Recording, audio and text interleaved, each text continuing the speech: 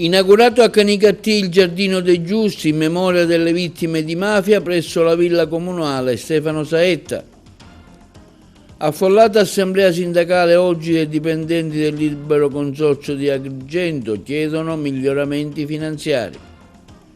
I consiglieri comunali di Porto Empedocle di opposizione presentano una mozione di sfiducia verso l'attuale sindaco chiedendo ai colleghi di sostenerla. Iniziativa sui 100 anni di Camilleri, organizzata dall'Istituto Comprensivo Luigi Pirandello, diretto da Anna Cangarrossa. Intensi controlli della Polizia di Stato verso i bar di San Leone, Raffadali e Favara. Condannato a 1 anno e 8 mesi un empedoclino accusato di detenzione illegale di arma da fuoco e spaccio di droga. A Canicattì bruciata un'auto di un bracciante agricolo. Panoramica del campionato di promozione, positivi risultati per le squadre agrigentine.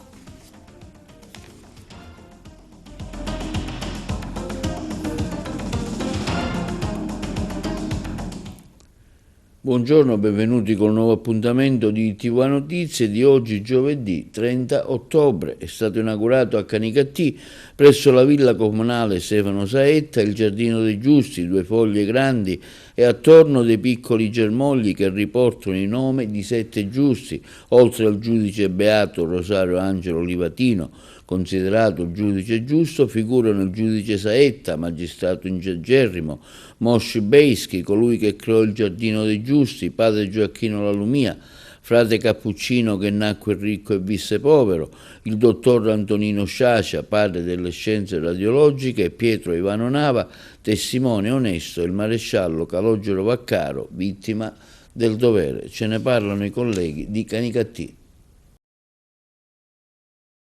Sindaco, come definire questo momento?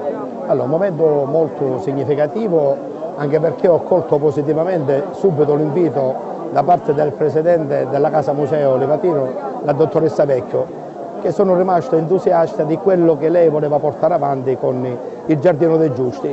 E dopo un bel confronto siamo riusciti ad avere telefonicamente prima il confronto con Garibo, che è la fondazione a livello mondiale, perché qua si parla che siamo il 21esimo Giardino dei Giusti a livello regionale e credo anche a livello nazionale. Questo ci dà anche un segnale molto forte, perché noi facciamo conoscere le cose positive della provincia di Agrigento, perché sono uomini che hanno dato tanto, perché quando si parla di giusti noi parliamo non solo di Pietro Nava, che è stato il testimone di giustizia, che ha fatto prendere anche gli aguzzini di Livatino, ma andremo noi anche a fare il germoglio, perché questo giardino sarà il germoglio che uscirà fuori nella Villa Comunale, e ci sono questi 7 uomini che sono 7 persone illustri di Canicattì e della provincia, perché ce ne sarà uno di Naro, di cui noi abbiamo sia il beato Rosario Angelo Livatino, Antonino Saetta, abbiamo noi Piero Nava perché è cittadino canicattenese, perché ha la cittadinanza onoraria, abbiamo padre Gioacchino Lalumia perché è il nostro religioso, è il nostro venerabile, abbiamo Antonino Sciascia, che è stato il fautore della fototerapia, che è quello che ha scoperto questa cosa e allora doveva essere insignito del premio Nobel, che invece è stato defraudato da parte di Finsen. E credo che ci sono altri uomini illustri come anche che abbiamo noi attualmente l'ebreo che ha creato Garibo, che è anche un giudice, per cui abbiamo veramente qualcosa di oggi significativo, ma avere tutte le scolaresche coinvolte, che ci sono anche scolaresche non solo di Canicattì ma anche di Catania e di Riesi, anche questo dà un senso molto forte di attaccamento, perché noi vogliamo far emergere le cose positive della città di Canicattì, così come fino ad oggi noi abbiamo fatto. E per cui un grazie va a tutti quei ragazzi che sono oggi presenti, di fuori ma anche di tutte le istituzioni scolastiche del territorio, ma un grazie va principal modo anche ai dirigenti scolastici, a Sua Eccellenza il Prefetto, al signor Questore, al signor Colonnello dei Carabinieri, al signor Comandante della Guardia di Finanza, a tutti i comandanti locali di Canicattì, per cui sono veramente contento di questa partecipazione oggi che a Canicattì c'è stato e facciamo veramente parlare positivamente della nostra città, che è una città molto laboriosa, molto bella.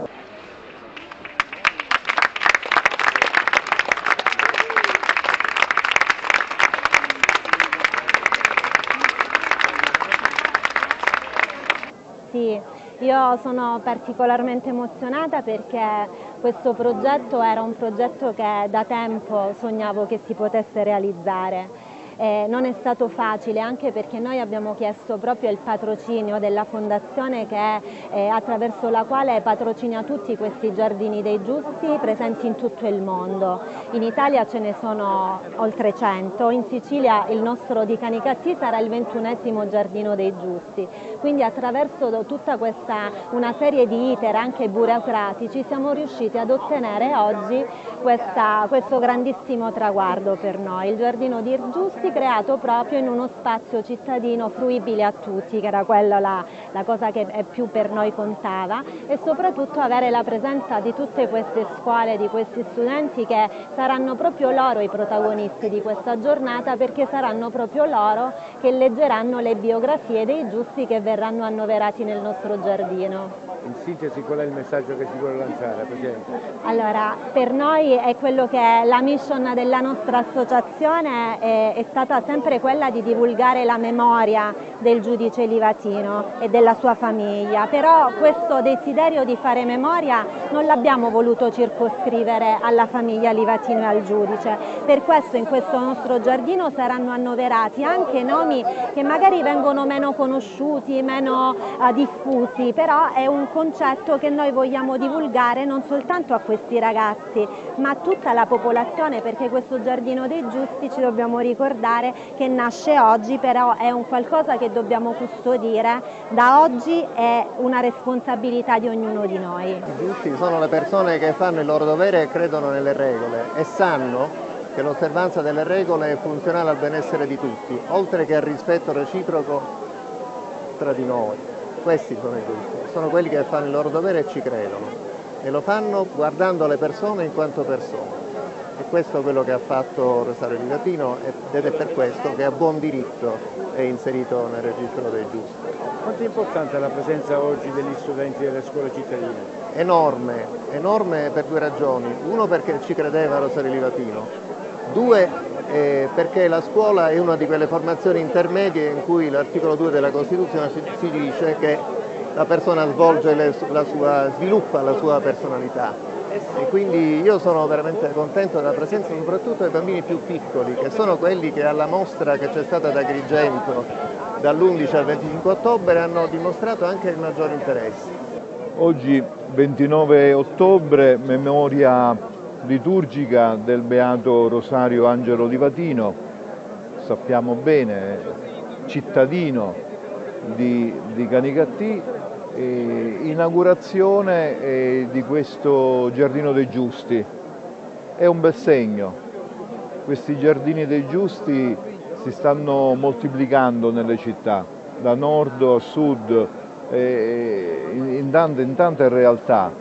Una foresta più che giardini, se li pensiamo tutti insieme, ed è uno stimolo per la coscienza di ogni uomo e di ogni donna che vogliono impegnarsi per la fraternità umana e per un'amicizia sociale, che senza l'orizzonte della giustizia e senza la pratica della legalità non li possiamo neppure pensare. E allora benvengano queste manifestazioni, benvengano questi giardini che ci propongono non idee, ma persone che hanno dato carne alle loro idee, anche andando incontro alla morte. Affollata assemblea sindacale oggi dei dipendenti del Libero Consorzio Comunale di Agrigento per chiedere miglioramenti finanziari all'ente. Presente il presidente del Libero Consorzio, Giuseppe Pendolino, il nostro servizio. Integrazione oraria full time per i dipendenti a part time, progressioni verticali in deroghe ordinarie, buoni passo e formazione professionale. Sono stati questi i temi trattati oggi nell'Aula Pellegrino del Libero Consorzio Comunale di Agrigento nel corso di un'affollatissima assemblea sindacale congiunta tra i rappresentanti provinciali della CGIL, CISL, UIL e CSA della funzione pubblica e le RSU dell'ex provincia, i dipendenti e l'amministrazione provinciale. È stato proprio il presidente del Libero Consorzio, Giuseppe Pendolino, ascoltate le relazioni dei sindacalisti, a impegnarsi per trovare le soluzioni economico-finanziarie necessarie per procedere all'integrazione oraria promesso nei mesi scorsi nel corso di un incontro con la stampa poco tempo dopo la sua elezione. Il presidente Pendolino si è inoltre impegnato a convocare e ricevere le organizzazioni sindacali entro la metà del mese di novembre per illustrare loro quelle che saranno le novità in questo senso. I sindacati, così come i lavoratori, hanno preso atto dell'impegno del presidente Pendolino e si sono riservati di rimandare eventuali decisioni di ulteriori assemblee e quant'altro alla convocazione e all'incontro con l'amministrazione delle prossime settimane.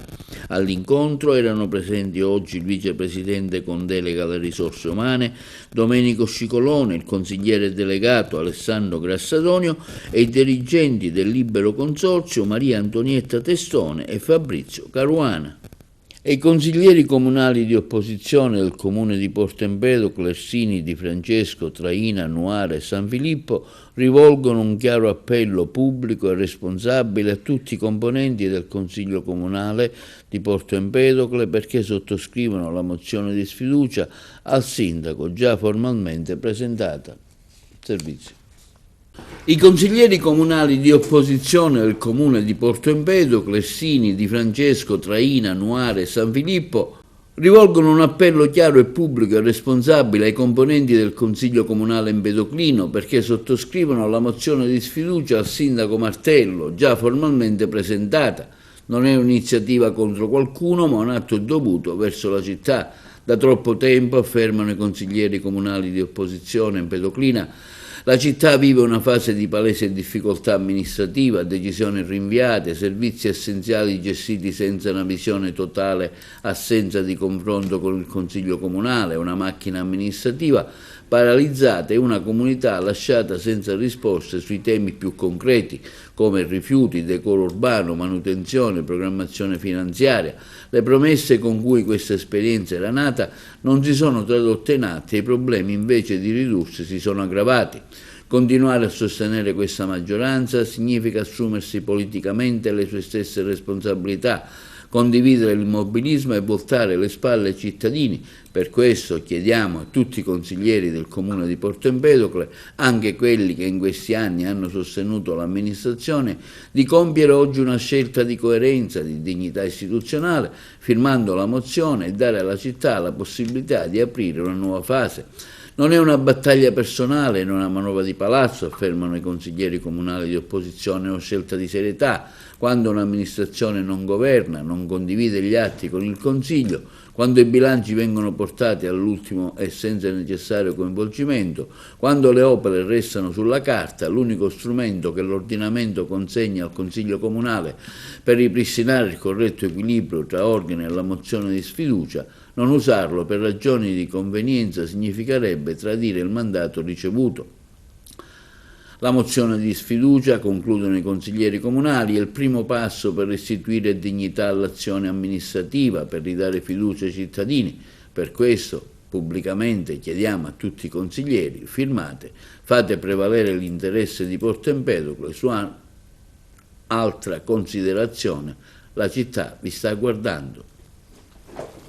E nell'ambito delle iniziative dedicate allo scrittore empedoclino Andrea Camilleri, l'Istituto Comprensivo Luigi Pirandello di Porto Empedocle, diretto da Anna Cangarossa, ha organizzato oggi un convegno dal titolo Viaggio nei 100 anni di Andrea Camilleri presso la Stazione Vecchia, che ha visto la partecipazione del neo dirigente dell'ufficio scolastico di Agrigento, Calogero Petix. Una bella iniziativa che ricorda i 100 anni dello scrittore Camilleri, organizzata dai ragazzi del Comprensivo Pirandello. Preside, oggi stiamo vedendo i ragazzi impegnati in varie performance Sì, oggi concludiamo una 3 giorni, in verità dedicata ad Andrea Camilleri. Abbiamo coinvolto tutti i bambini, sia della scuola dell'infanzia primaria, oggi concludiamo con i ragazzi della scuola secondaria di primo grado. Non potevamo perdere questa occasione in qualità di empedoclini, certo, di conterranei del maestro. Sono stati tanti gli eventi organizzati in occasione di questo centenario, proprio all'interno di questa location, e anche noi abbiamo voluto aggiungere un tassello a questa cornice culturale e lo abbiamo fatto proprio in prossimità della cosiddetta Festa dei Morti, che come tutti sappiamo rappresenta uno dei momenti più emozionanti anche della sua infanzia, della memoria che ha della sua Vigata. E in occasione, dicevamo, di questa prossima occasione abbiamo offerto ai ragazzi l'opportunità di conoscerlo meglio, di conoscere l'autore sia attraverso i libri, sia attraverso il contributo di esperti esterni, di appassionati alla figura di Andrea Camilleri. Abbiamo coinvolto Strada degli Scrittori, oltre Vigata, giornalisti, insomma figure che hanno svelato degli aneddoti, delle curiosità che molti di noi non conoscevano sullo scrittore. Farete altre iniziative in tal senso durante l'anno didattico? Le faremo all'interno della classe, perché ovviamente oggi abbiamo presentato delle pillole rispetto al lavoro che c'è dietro ogni iniziativa e soprattutto, ripeto, come empedoclini manteniamo l'impegno di approfondire, di conoscere, di mantenere vivo sempre il ricordo di Andrea Camilleri e dei grandi insegnamenti che ha dato in qualità di letterato. Lei oggi all'esordio qui a Porto Empedocle per una manifestazione sui 100 anni di Camilleri organizzata dagli alunni della Pirandello, e con il suo giudizio?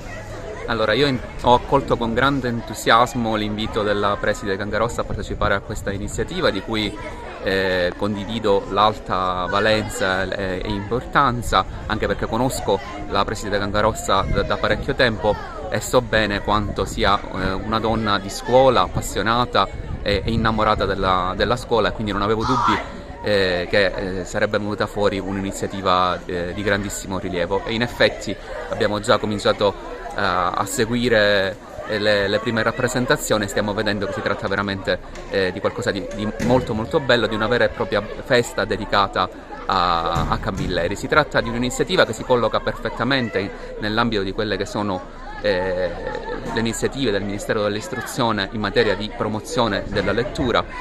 Si tratta di qualcosa di estremamente importante oggi, considerato che i giovani si stanno sempre più allontanando dalla lettura riflessiva, perché sono molto spesso fin troppo affascinati da quelle che sono le nuove tecnologie e da messaggi molto brevi, dai vari TikTok, dai vari shorts di YouTube, che non consentono ovviamente di sviluppare un vero e proprio pensiero critico. Farlo attraverso un autore come Camilleri, che fa parte di quello che è il nostro territorio e che ha avuto la capacità di trasformare il particolare in qualcosa di universale, di fare un profondo scavo psicologico dei personaggi, di creare personaggi che sono diventati patrimonio comune della nostra collettività, ma non soltanto della nostra collettività, ma patrimonio comune a livello nazionale ed internazionale, ritengo che sia particolarmente importante. E poi sono veramente contento di poter girare quelle che sono le varie scuole del territorio,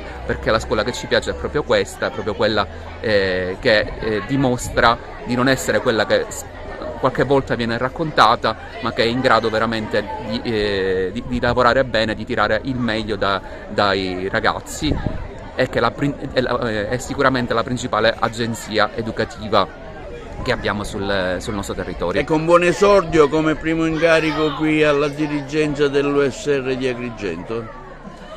Sì.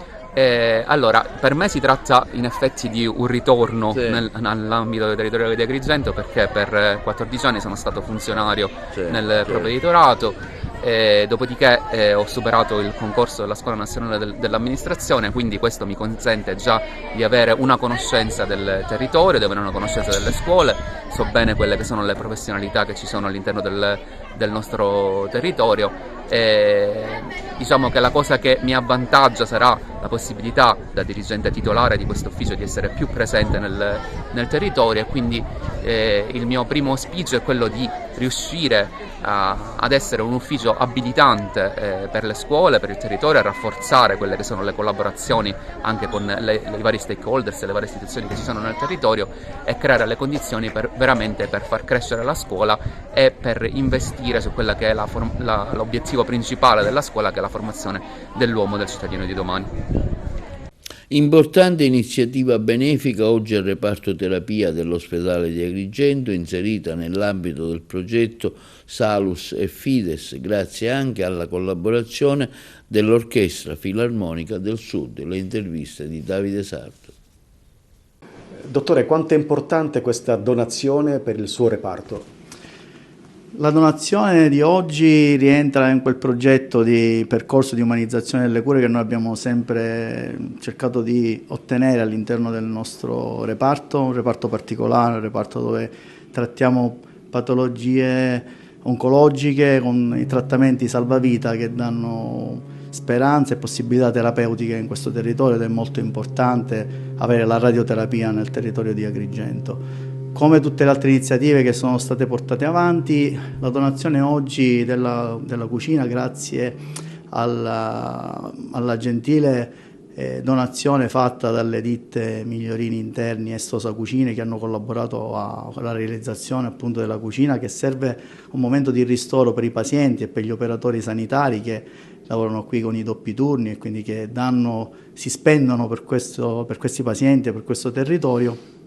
Nasce insieme al progetto di Salus e Fides, ideato e voluto con tanta forza dall'Orchestra Filarmonica del Sud, che ha contribuito con dei concerti di beneficenza anche all'acquisto dei suppellettili per l'interno del bunker del trattamento, con gli arredi dove vengono posizionati i sistemi di immobilizzazione che noi giornalmente utilizziamo per i pazienti.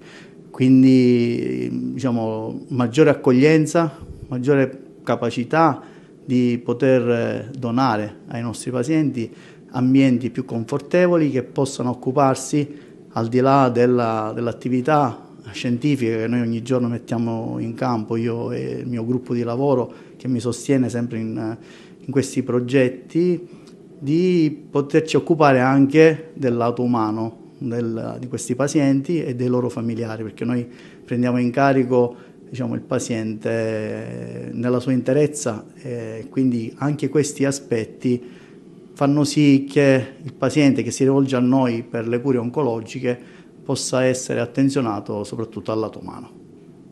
Quanto è stato importante il vostro supporto per realizzare questo progetto? L'Orchestra Filarmonica del Sud ha abbracciato questo progetto perché una delle direttrici artistiche della compagine è proprio quella di sostenere progetti sociosanitari. Il progetto Salus et Fides è incentrato sulla figura di Beethoven, che è un po' emblema di resilienza. La forza beethoveniana si è imposta in questo progetto, che ha tirato fuori la bellezza, l'umanità di tutti coloro i quali hanno contribuito alla realizzazione di questa visione che, oltre ad essere artistica, è umana e sociale. È un'orchestra formata da talentuosi musicisti siciliani e in questa orchestra vi sono anche delle importanti professionalità che vantano esperienze presso le più importanti fondazioni lirico-sinfoniche e istituzioni concertistico-orchestrali. Avere contribuito a questo progetto rappresenta per noi la realizzazione di un sogno, perché la musica diventa strumento, mezzo e non fine, si mette al servizio di chi soffre, è musica che cura, è musica che dona speranza. E l'ANAS comunica che nella giornata di ieri, in linea con il cronoprogramma stabilito, sono concluse le attività relative al ripristino della campata a tampone 4 del viadotto Re, situato al chilometro 178 della strada statale 115 sud-occidentale Sicola, nel territorio di Porto Empedocle. State vedendo appunto il video fornito dall'ANAS. L'intervento ha previsto il sollevamento della campata per circa 1,5 metri, operazione che ha consentito il risanamento delle testate, delle travi e la sostituzione degli apparecchi di appoggio. Le operazioni di abbassamento del viadotto sono iniziate nelle prime ore della mattinata e si sono concluse regolarmente in condizioni di piena sicurezza. Analoghe lavorazioni sono in corso anche sulla campata tampone numero 2. Il completamento di questi interventi si inserisce nel più ampio programma di manutenzione straordinaria che l'ANAS sta portando avanti lungo la rete stradale siciliana con l'obiettivo di migliorare la sicurezza e l'efficienza delle infrastrutture.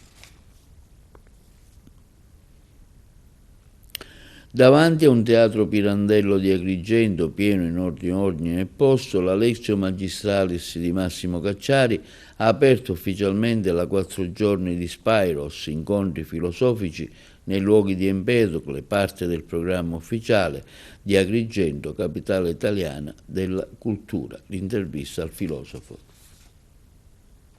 Il riferimento agli antichi ormai è qualcosa di puramente commemorativo, celebrativo, perché in realtà tutta la impostazione scolastica, formativa, europea, occidentale mira a far dimenticare il carattere, gli interrogativi, le domande, le questioni davvero centrali che possono emergere dal pensiero classico. L'antico come l'abbiamo in mente noi ormai è qualcosa di, diciamo, turisticizzato. È una passeggiata nella Valle dei Templi senza avere la minima consapevolezza che in quel periodo vi erano le tragedie greche, vi stavano le filosofie che dicevano alcune cose.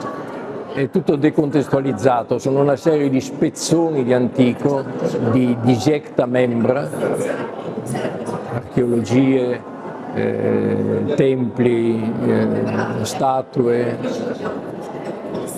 senza che vi sia nessuna visione complessiva di quello che l'antico significava e delle cose su cui ci può ancora interrogare, che sono essenzialmente due. L'insegnamento appunto a mettere sempre tutto in questione e di saper dubitare di tutto prima di affermare qualunque certezza, di sapere che la verità ultima è impossedibile, no?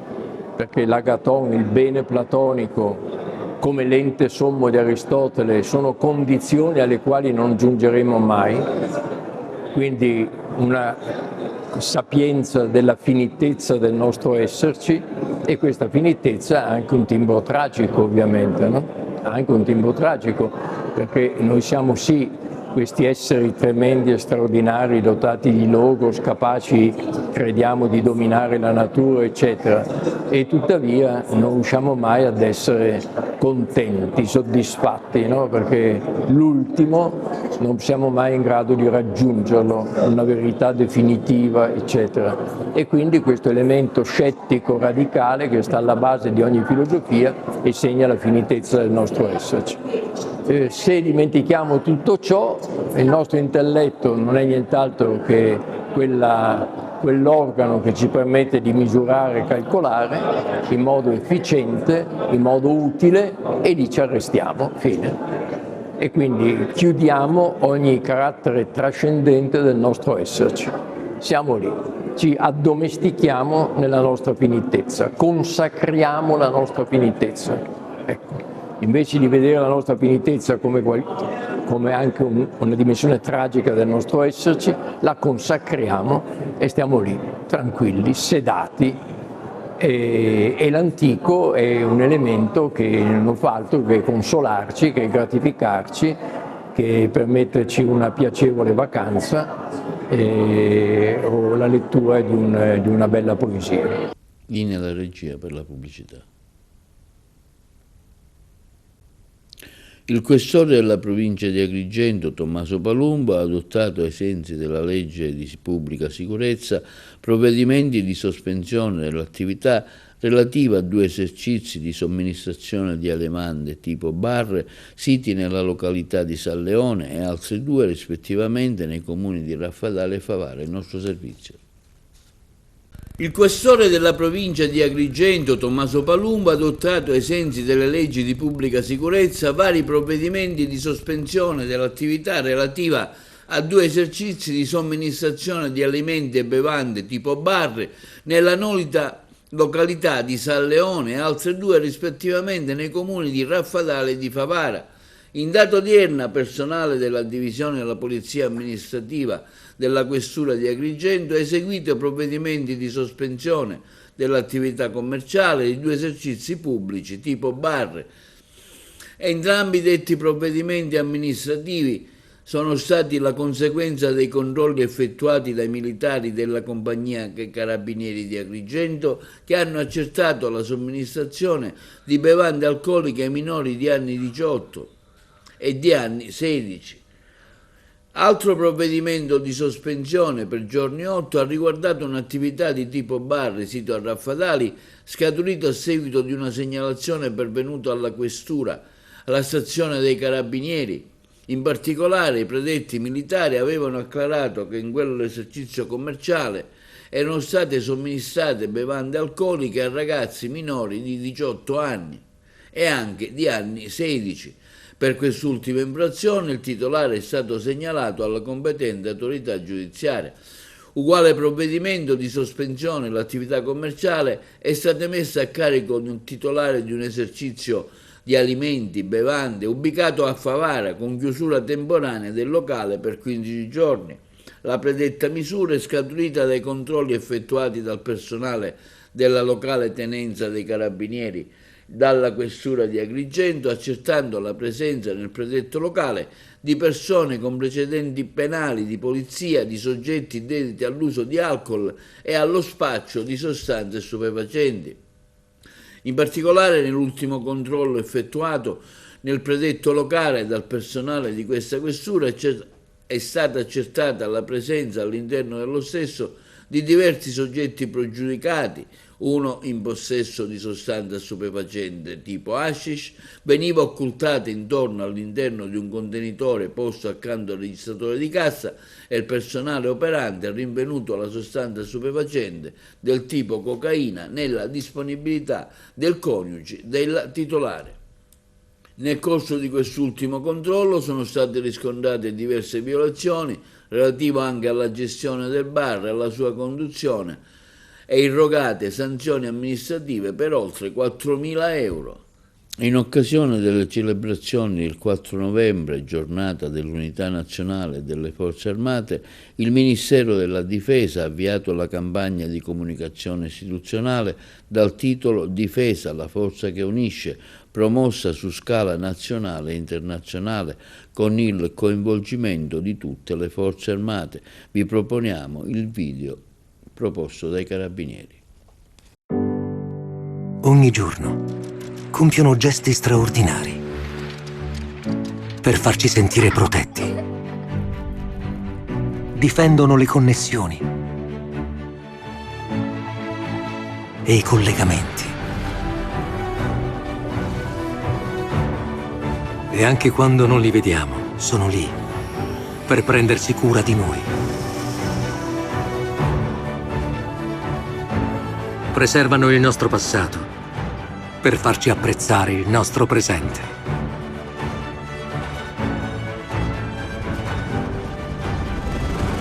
E arrivano ovunque per accompagnarci verso un domani migliore.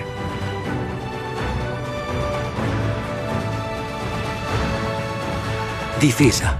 Gli agenti del distaccamento della Polizia Stradale di Canicattì durante un servizio di vigilanza svolto sulla strada statale 640 fermavano e sottoponevano a contro un veicolo con a bordo 3 individui, 2 uomini e una donna. La patente mostrata dall'autista del mezzo, di nazionalità italiana, risultava apparentemente rilasciata dalle autorità italiane, nonostante fosse ben realizzata, appariva sospetta, presentando il fondo sgranato, assenza degli ologrammi di sicurezza, microscrittura non definita e materiale riconducibile a semplice PVC. Accertamenti condotti in ufficio consentivano di acclarare che il soggetto non era titolare della patente di guida, in quanto revocata anni addietro dalla prefettura di Agrigento, e che il numero impresso sul documento contraffatto era riconducibile in realtà a un'altra patente regolarmente intestata a un altro soggetto. La patente falsa è stata sequestrata, l'uomo è stato denunciato per uso di atto falso e sanzionato con una multa di oltre 5.000 euro. I giudici della Corte di Appello di Palermo, accogliendo la richiesta degli avvocati Manganello e Riga, hanno sostituito la misura cautelare agli arresti domiciliari con quella meno afflittiva dell'obbligo di dimora nei confronti di Luigi Petruzzella, di 39 anni, di Palma di Montechiaro. L'uomo è uno degli imputati del processo Condor, condotta dai carabinieri del comando provinciale di Agrigento e dal ROS, che ha fatto luce sulla riorganizzazione di Cosa Nostra e Stida nella parte orientale della nostra provincia. Petruzzella, in primo grado, è stato condannato a 7 anni e 8 mesi di reclusione per le accuse di associazione a delinquere finalizzata al traffico di stupefacenti, estorsione aggravata dal metodo mafioso. Secondo l'accusa sarebbe stato uno dei principali collaboratori del boss Giuseppe Chiazza, ritenuto tra i capi della nuova Stida. Petruzzella dunque lascia i domiciliari e viene sottoposto all'obbligo di dimora. Nei scorsi giorni la Procura Generale di Palermo ha chiesto la conferma della condanna di primo grado. E il giudice per l'udienza preliminare del Tribunale di Agrigento, Micaela Raimondo, ha inflitto la condanna in 1 anno e 8 mesi di reclusione nei confronti di Samuel Pio Donzi, di 25 anni, di Agrigento, residente a Porto Empedocle, accusato di detenzione illegale e arma da sparo e munizioni e detenzione di sostanza stupefacente ai fini di spaccio. Il pubblico ministero, a conclusione della requisitoria, aveva chiesto la condanna dell'imputato a 1 anno e 4 mesi. La vicenda era legata a quanto accaduto nel luglio scorso, quando il giovane sarebbe intervenuto a difesa del fratello, che aveva litigato con un gruppo di persone nei pressi di un bar a Porto Empedocle. Una Volkswagen Golf è stata devastata da un incendio, è accaduto in via Toselli a Canicattì durante la notte. La vettura in uso a un bracciante agricolo, poco più che trentenne del luogo. Sul posto sono accorsi i vigili del fuoco di Canicattì, i poliziotti del commissariato cittadino. I pompieri, idranti alla mano, hanno circoscritto e spento il rogo. Nella zona, nel corso del sopralluogo, non sarebbero state ritenute tracce di liquido infiammabile né bottiglie sospette. Il giovane bracciante agricolo è stato poi sentito dagli agenti per accertare se ha avuto o meno dei problemi o dissidi con qualcuno. Tentano di mettere a segno un furto, ma scatta l'allarme e i ladri fuggono a mani vuote. Colpo fallito nel supermercato di Contrada Tragna, a San Luca di Sicilia, dove l'altra notte, non appena è scattata la segnalazione, sono accorsi immediatamente i carabinieri del Saccense. I militari dell'Arma hanno accertato che i malviventi, verosimilmente una banda, erano riusciti a intrufolarsi nei locali dopo aver mandato in frantumi una finestra posta letteralmente all'edificio commerciale. Per loro sfortuna, appena dentro si è attivato il sistema d'allarme, i delinquenti sono scappati. Da lì a pochi attimi è giunta la segnalazione dei carabinieri e sul luogo indicato sono reati. Dalla banda di ladri però nessuna traccia, ha avuto tutto il tempo di guadagnare una via di fuga. Il responsabile della struttura commerciale ha presentato denuncia a carico di ignoti per danneggiamento. E ieri sera davanti al Tribunale di Palermo un sit-in organizzato dalle associazioni dei cittadini in sostegno dell'assessore Fabrizio Ferrandelli, che qualche giorno fa ha subito un'intimidazione. Ferrandelli è impegnato da tempo a dare una svolta a settori delle pieghe complesse, quali l'emergenza abitativa e il benessere animale. Ce ne parlano i colleghi di Palermo. Associazioni e cittadini in piazza ieri sera davanti al Tribunale di Palermo per dire no a una società attraversata sempre più spesso da episodi di violenza. Un segnale lanciato dalla gente comune che chiede con determinazione più attenzione e cura verso la città.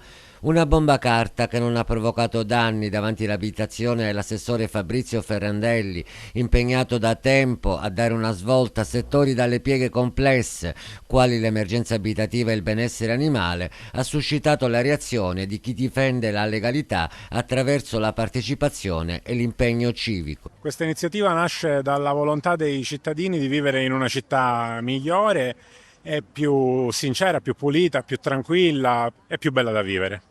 Ecco, vi siete stretti all'assessore Ferrandelli in questo caso? Sì, ci siamo stretti all'assessore, ma ci siamo stretti all'assessore in quanto cittadino che fa il suo dovere e fa il suo lavoro e quindi ha il diritto di avere tutto il nostro supporto in quanto cittadini attivi che facciamo il nostro dovere. Cosa sta mancando in questa città? Stanno mancando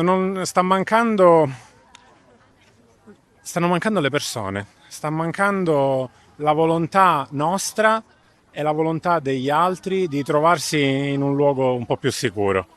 Sostegno pieno e totale all'amministrazione, ma soprattutto a Fabrizio Ferrandelli, che da sempre ha sostenuto le associazioni animaliste e ha avuto a cuore, come tuttora ha, gli animali. Quindi il nostro rifugio, così come tutti gli altri, ha goduto della sua attenzione, maggiormente in questo momento in cui stiamo cercando di rimettere a posto la situazione amministrativa del nostro rifugio, burocratica. Ecco, Palermo città attenta sotto questo profilo? Sì, assolutamente. Bisogna dire che la città è veramente attenta, come hai detto tu, perché noi non abbiamo mai sentito venir meno l'affetto e il sostegno della cittadinanza. Quindi che ci sia finalmente questa piena corrispondenza fra l'amministrazione e quello che vuole la città è importante. In tutte le battaglie per gli animali, non ultime altre per gli animali che non sono cani e gatti, ma sono cavalli, sono altri, che la città vuole che vengano messe a posto tutte queste problematiche. Noi siamo molto felici di questo. In realtà la loro idea era quella proprio di arrivare all'abolizione, che è quella che noi speriamo che si possa ottenere in città. Tante altre città importanti europee stanno abolendo la presenza delle carrozze con i cavalli, che è una cosa veramente obsoleta. Quindi forza amministrazione, andiamo avanti convinti, è benissimo eliminare l'abusivismo, ma meglio ancora eliminare del tutto questa schiavitù per i cavalli.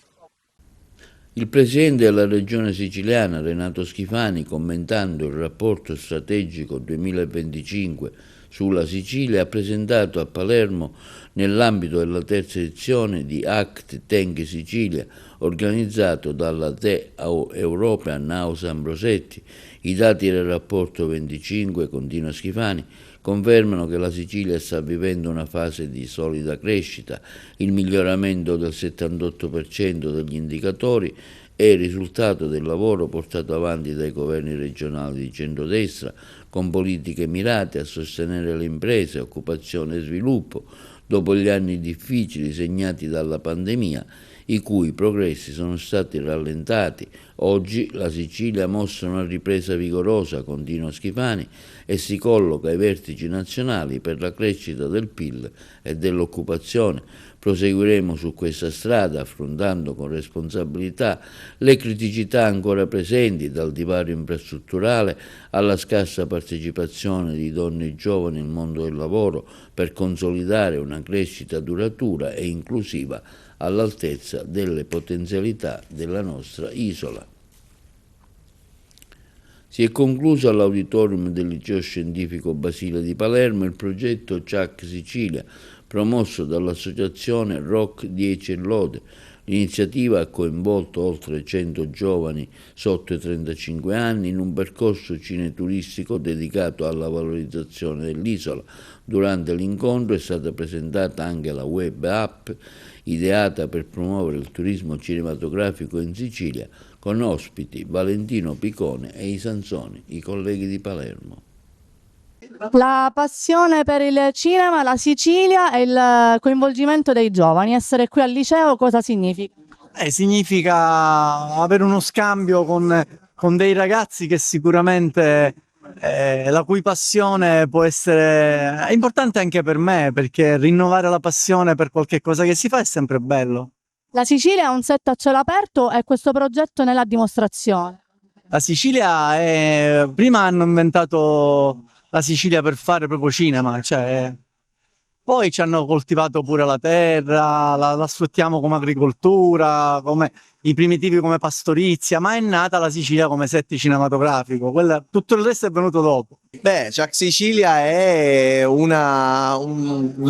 delle volte si dice, sai, un'app, ma non è soltanto un'app, perché poi dietro le app ci sono dei valori umani e queste sono poi le app che funzionano, perché in questo caso si unisce il cinema ai luoghi della Sicilia e noi siamo veramente orgogliosi. È bello perché Chuck Sicilia, motore col casco. Esatto, non è motore partito. Motore partito, col casco. Chuck si gira o Chuck Sicilia, di Chuck Sicilia. Come nasce questa web app? La web app nasce come diciamo spunto finale, come tappa finale del progetto Chuck Sicilia. È un progetto che ha coinvolto il liceo Ernesto Basile di Palermo, il liceo D'Alessandro di Bagheria, ha coinvolto anche la consulta giovanile di Bonpietro e altri comuni delle Madonie. Nasce proprio con l'idea di fare conoscere ai ragazzi i luoghi del cinema. Siamo andati ad esempio a Castelbuono, dove è stato girato il nuovo Cinema Paradiso, siamo andati a Bagheria per le strade dove è stata girata Baria di Tornatore, siamo stati sul set dell'Ora Legale a Termini Imerese, dove è stato girato appunto il film di Ficarra e Picone, per vedere proprio come un posto come ad esempio Termini Imerese diventa nella finzione del cinema il paesino di Pietrammare, come sono state cambiate quelle tappe, quelle piazze, quei luoghi e sono stati completamente ricodificati nel cinema. Tramite questo progetto noi seguiamo una linea che è quella di dare ai ragazzi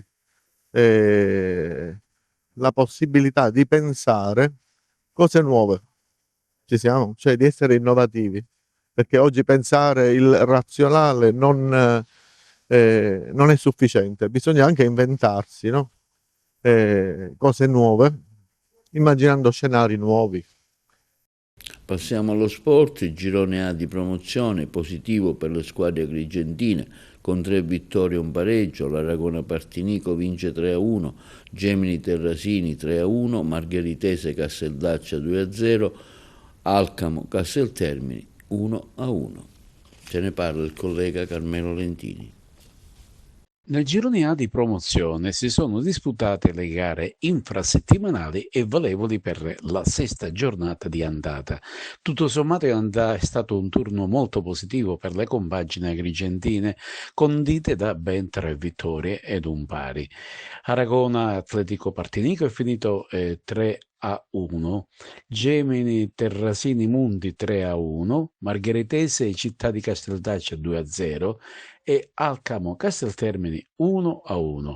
Vittoria interna della Margheritese che nella ripresa, grazie a Graci e Miccoli, si aggiudica la gara con il Città di Casteldaccia.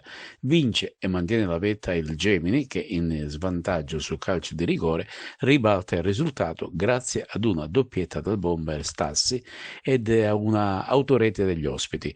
Con lo stesso risultato l'Aragona si impone su Coriaceo Partinico con i gol del bomber Genova, poi Nanio e Piranio. Imprese infine per il Casteltermini che sul campo dell'ormai ex capolista Alcamo ottiene un pari pareggiando i conti sul finire con il proprio bomber Valencia. In classifica generale Aragona e Gemini capeggiano in alta classifica, seguite ad un punto dall'altra agrigentina Margheritese, mentre il Casteltermini è riuscito a fare un passo avanti. Prossimo turno Casteltermini Fulgatore, Marineo Academy Margheritese, Terrasini Mundi Aragona e Salemi Gemini. In sala stampa mister Carmelo Giordano per analizzare l'ennesima vittoria dell'Aragona che in casa non dà scampo al Partinico, una squadra che vince, convince, diverte e segna tanti gol. Una squadra che deve migliorare sotto tanti aspetti, lo ripeto sempre all'ennesima potenza, questa squadra deve lavorare per superare i propri limiti perché ne abbiamo tanti, sono arrabbiatissimo perché il gol al 95esimo non dovevamo prenderlo su quella palla, perché se il risultato non era in cassaforte avremmo messo a repentaglio il risultato di una partita che secondo me abbiamo condotto dal primo al 95esimo con grande determinazione, grande applicazione, grande giocate, squadra gioca, diverte, però dobbiamo migliorare, perché se vogliamo puntare in alto dobbiamo migliorare nella fase difensiva. Sono sempre le difese che fanno la differenza in questi campionati, quindi da domani dobbiamo lavorare per migliorare questi aspetti. Terza vittoria di fila, quest'ultima che sapore ha? Non ha nessun sapore, ha il sapore delle altre, che noi dobbiamo lavorare sodo, non dobbiamo assolutamente illudere nessuno, dobbiamo mantenere l'ambiente calmo, non dobbiamo farci prendere dall'eccitazione di raggiungere chissà che cosa, partita dopo partita. Poi a dicembre faremo il primo bilancio e vediamo dove siamo. È chiaro che la squadra ha delle geometrie importanti, ha una qualità importante, è chiaro che oggi abbiamo incontrato una squadra che secondo me, per i nomi che ha, perché ha alcuni giocatori del Borgetto Giardinello, una squadra che puntava a un campionato di vertice, però oggi giocando con questo atteggiamento l'abbiamo giocata alla pari. E questo è tutto per l'edizione odierna di TV Notizie. Vi ricordiamo che i nostri programmi si possono vedere in tutta Italia sul canale 268 del digitale terrestre, per chi ha le smart TV, in streaming sul sito www.televideoagrigento.tv, il telegiornale sul canale 93 di Video Sicilia alle 15 e alle 20 e replica la mattina alle 9. Inoltre i nostri servizi si possono visionare sul canale YouTube di TVA Televideo Agrigento. E questo è tutto e vi auguriamo una buona serata.